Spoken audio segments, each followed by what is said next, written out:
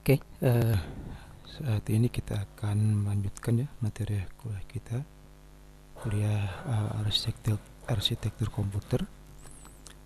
Pada saat ini kita akan masuk ke materi mengenai I/O atau input output ya, seperti itu.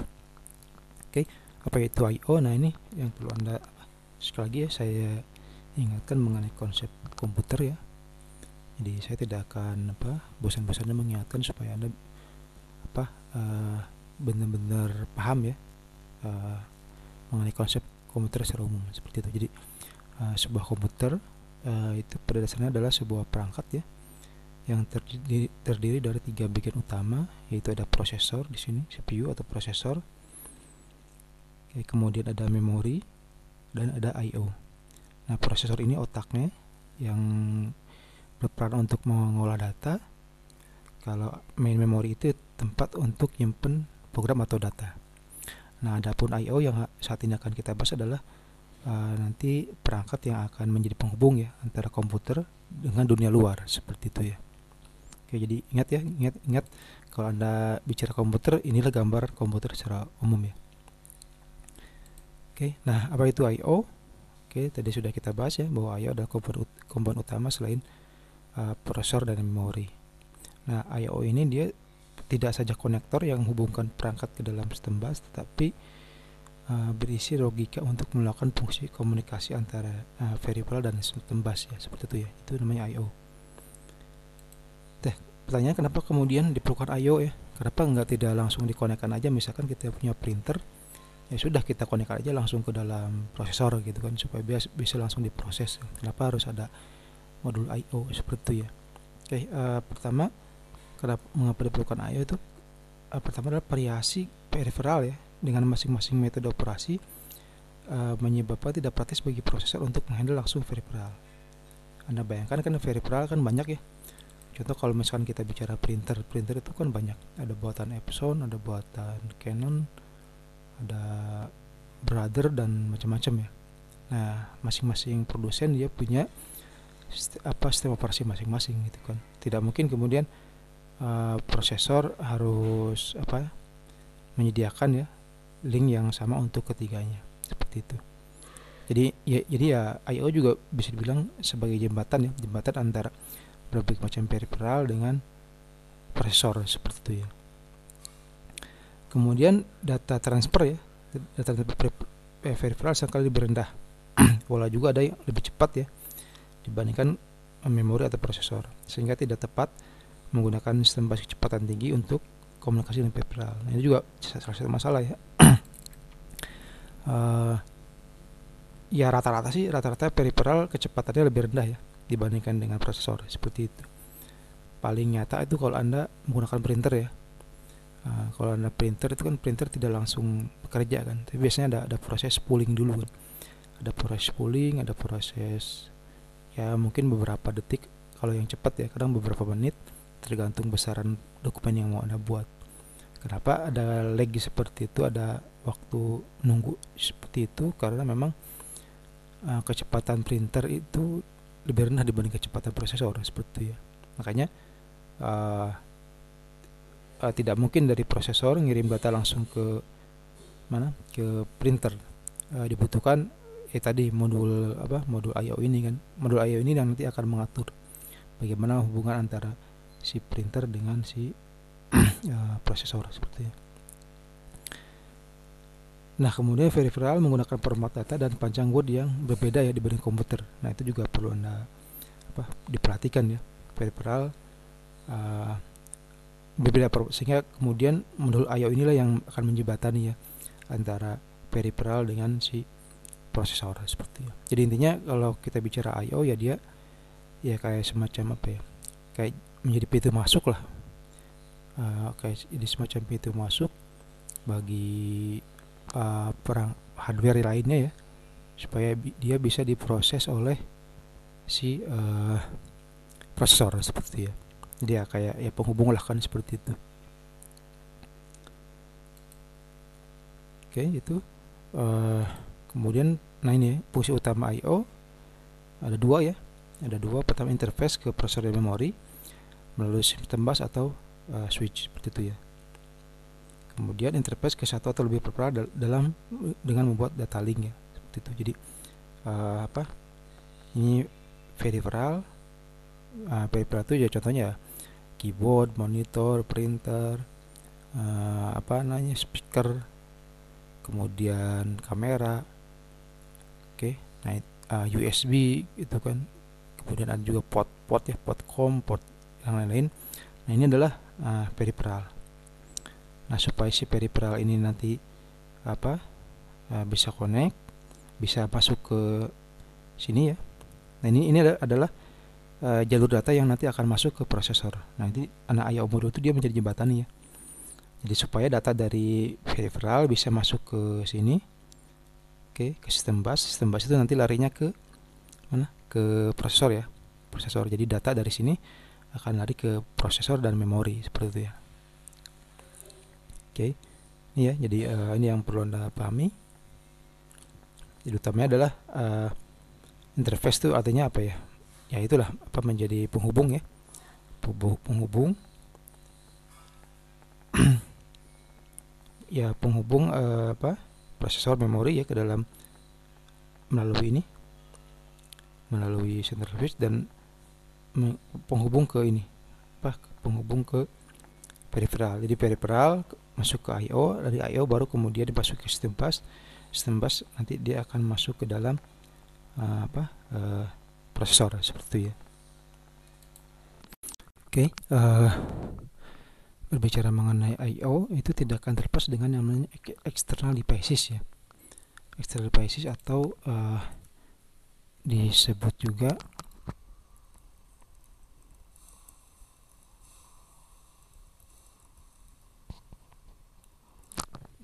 kalau bahasa textbooknya itu namanya external devices, tapi kalau di kalangan umum itu disebut sebagai peripheral. Jadi kalau Anda beli perangkat ke toko, biasanya bilangnya beli peripheral kan, bukan external devices. Jadi ini adalah bahasa textbook, kalau ini adalah bahasa di pasaran ya, seperti itu. Tapi pada dasarnya sama. Nah, jadi ini external device ini adalah dia perangkat yang nanti akan dihubungkan dengan I/O. Jadi si I/O itu perannya adalah bagaimana dia menjembatani antara prosesor dengan si peripheral ini kan, seperti itu. Nah, peripheral tentunya banyak ya. Seperti itu. Pertama ada human readable ya. Human readable itu perangkat yang bisa dilihat oleh manusia ya. Seperti itu. Ini adalah perangkat untuk komunikasi antar komputer dengan manusia. Misalkan video display terminal, kemudian printer. Kalau sekarang mungkin webcam ya. Sekarang kan lagi musim ada video conference, ada webcam, nah itu juga sama. Kemudian ada yang machine readable. Ini adalah merupakan peripheral untuk komunikasi antara komputer dengan peralatan. Contoh misalnya magnetic disk, tape system, sensor, aktuator, itu adalah machine readable. Jadi misalkan kita punya sensor, sensornya itu ngirim data gitu kan. Nah, sensor itu nanti akan masuk melalui I/O dan dia akan ngirim data ke dalam prosesor seperti itu ya, untuk diproses dalam prosesor nantinya. Nah ini perangkat yang machine readable yang manusia tidak tahu kan seperti apa bentuknya kan. Manusia akan tahu bentuknya setelah data ini diproses di prosesor, kemudian dimasukin ke sini, baru bisa dilihat di dalam video kan, seperti itu. Tapi dalam proses ini kita tidak melihat, karena memang ini machine readable ya, seperti itu. Kemudian ada namanya communication ya. Ini external device yang bersifat komunikasi. Ini adalah komunikasi antara komputer dengan perangkat jauh atau remote devices. Contoh misalkan modem, kemudian router, switch, itu juga adalah perangkat external devices ya. Untuk perangkat external devices untuk komunikasi ya antara komputer dengan perangkat jauh lainnya seperti itu ya. Nah, inilah external device inilah yang kemudian akan menjadi garapan daripada si I/O seperti itu ya. Jadi pemrograman di dalam perangkat ini harus sesuai dengan I/O. Nah ini adalah gambar umum ya, bagaimana komunikasi antara external device dengan I/O seperti itu. Jadi ini adalah external devices.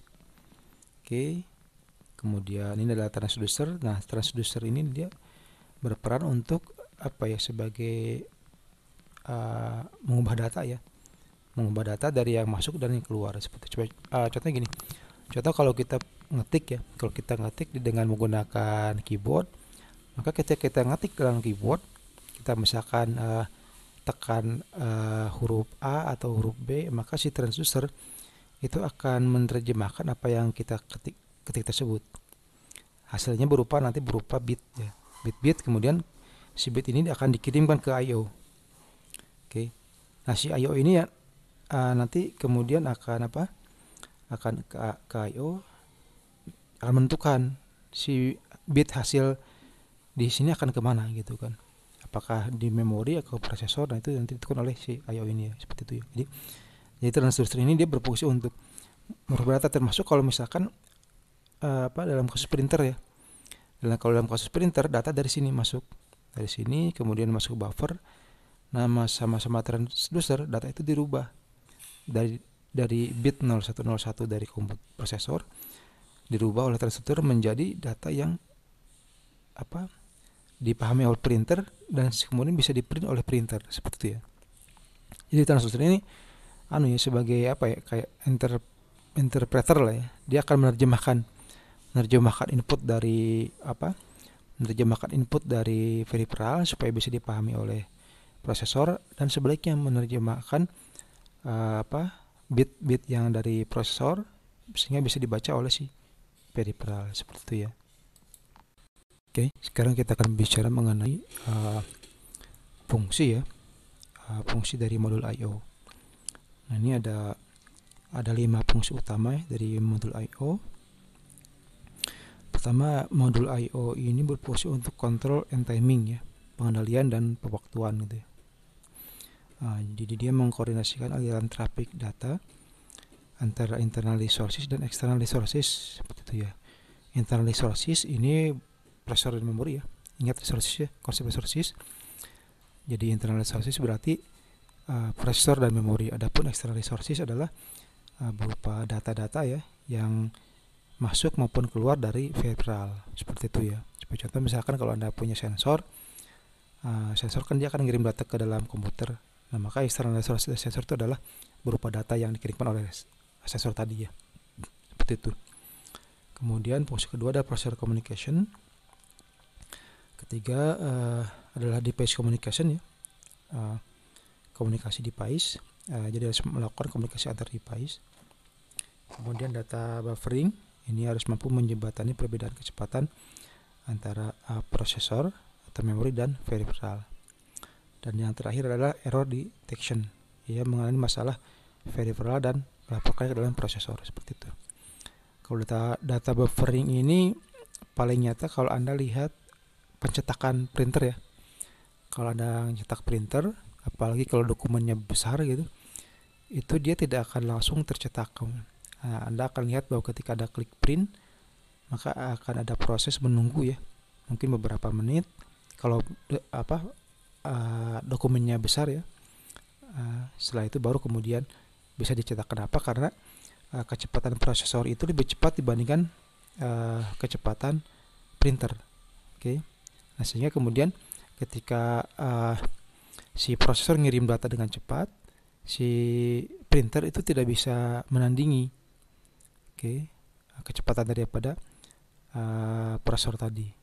Nah, oleh karena itulah kemudian dibutuhkan yang namanya buffer, seperti itu ya. Buffer ini yang kemudian akan menampung data terlebih dahulu sebelum kemudian itu bisa ditampung oleh si printer, seperti itu ya. Itu namanya data buffering. Ini error detection, mendeteksi jika ada error ya. Misalkan kalau ada perangkat-perangkat tertentu yang kadang-kadang kan tidak jalan ya. Nah, si I/O modul itu dia harus bisa ngasih tahu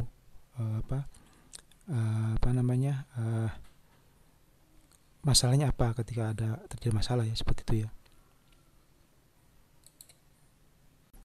Oke, gambar umum dari control and timing yang dilakukan oleh modul I/O dapat dijelaskan sebagai berikut ya.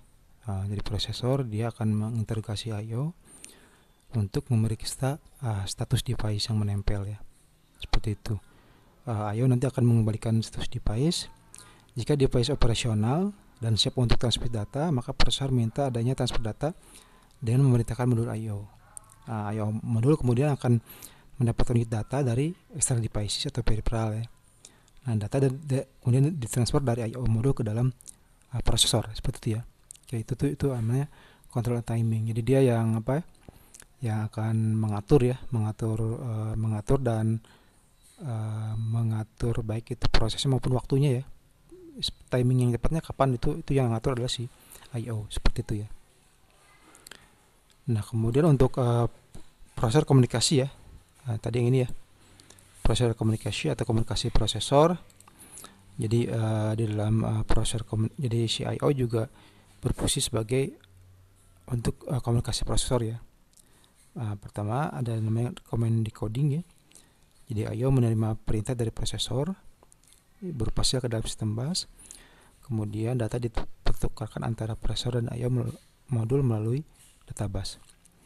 Kemudian ada status reporting, karena peripheral biasanya lambat, maka penting untuk mengetahui status I/O modul. Misalnya prosesor meminta untuk dikirim data dari I/O, tapi I/O sedang mengerjakan perintah lainnya, maka kemudian dikirim status ya, status reporting seperti apa. Dan yang kemudian ada namanya address recognition. Jadi I/O modul harus mengenali satu alamat unik untuk setiap peripheral yang dikontrol, seperti itu. Jadi ini menjadi salah satu fungsi daripada yang namanya I/O, modul I/O ya, seperti itu ya. Sekarang kita akan membahas mengenai struktur dari modul I/O ya, seperti itu. Ini adalah struktur dari modul I/O. Ini adalah bagian dari modul I/O yang akan connect dengan external devices atau peripheral. Ini adalah bagian yang nanti akan connect ke prosesor, seperti ya. Nah, kita lihat di dalam modul I/O ini ada beberapa komponen ya. Ini ada logic untuk internal devices. Oke, ini sama ya. Jadi logic ini bisa macam-macam ya. Tergantung komputernya berapa banyak dia menyediakan logic, seperti itu ya. Maksudnya tergantung berapa banyak di komputer tersebut dia menyediakan external devices kan, seperti itu. Nah, ini logicnya. Oke. Kemudian ini adalah I/O logic. Ini logic ini yang nanti akan mengatur komunikasi data dengan pihak prosesor. Nah, ini adalah data register ya. Ingat konsep register ya. Register itu adalah memori tempat simpan data. Ada dua register di sini, ada register untuk data dan register untuk status, seperti itu ya. Jadi kalau misalkan dari peripheral ini ngirim data, datanya masuk ke logic, kemudian sama logic dia akan disimpan di register, seperti itu. Begitu dengan status, kalau status juga sama di sini. Nah, nanti si data ini nanti akan dikirimkan ke ini melalui diatur oleh I/O logic untuk nanti dikirimkan ke dalam prosesor, seperti ya. Jadi data dari sini masuk ke I/O logic, kemudian sama dia disimpan di register, baru kemudian diatur untuk dia dikirim ke sini ya. Nah, kalau data yang dari prosesor ke logic misalkan speaker ya. Kalau speaker itu kan data dari prosesor masuk ke sini ya, dan bisa dengar oleh kita ya, seperti itu. Nah, kalau data dari prosesor sama ya, akan masuk ke sini, datanya akan masuk ke sini dari prosesor, kemudian oleh si logic akan diatur ke peripheral mana. Dia akan memilih peripheral yang akan menjadi perangkat untuk nanti dikirim ke luar, seperti ya. Oke, ini ya. Jadi penjelasannya kurang seperti ini ya. Jadi I/O modul connect dengan komputer melalui sekumpulan sinyal lain. Kemudian data yang terdapat dari dan ke I/O modul akan disimpan ya di dalam register ini ya, dalam register ini ya, seperti itu. Kemudian ada juga register status ya, yang menjadikan informasi status seperti ini. Ini register data, ini register status. Ini tempat nyimpen data, ini tempat nyimpen status. Kemudian register status ini dapat juga berfungsi kontrol ya, untuk menerima informasi kontrol dari prosesor. Untuk logic dia bertugas untuk berkomunikasi dengan komputer ya, ini ya, yang berkomunikasi dengan komputer, seperti itu. Nah, kemudian prosesor menggunakan counter lain untuk mengeluarkan perintah ke IO modul. Ini ya, counter lain dari sini. Seperti ini. Kemudian si IO modul harus mengenali ya yang menjerat address terkait dengan device yang dikontrol. Kemudian IO modul juga berisi logic ya yang spesifik untuk berinteraksi dengan tiap device yang dikendalikan. Jadi kalau device-nya macam-macam, mau tidak mau harus diperlukan logic yang berbeda ya. Misalkan ini untuk ke keyboard, ini untuk monitor, ini untuk misalkan ke printer, untuk kemudian ke sound card, ke speaker dan sebagainya, maka IO modul harus menyediakan logic untuk masing-masingnya ya, seperti ya. Nah, sekarang kita akan bahas mengenai teknik operasi IO ya.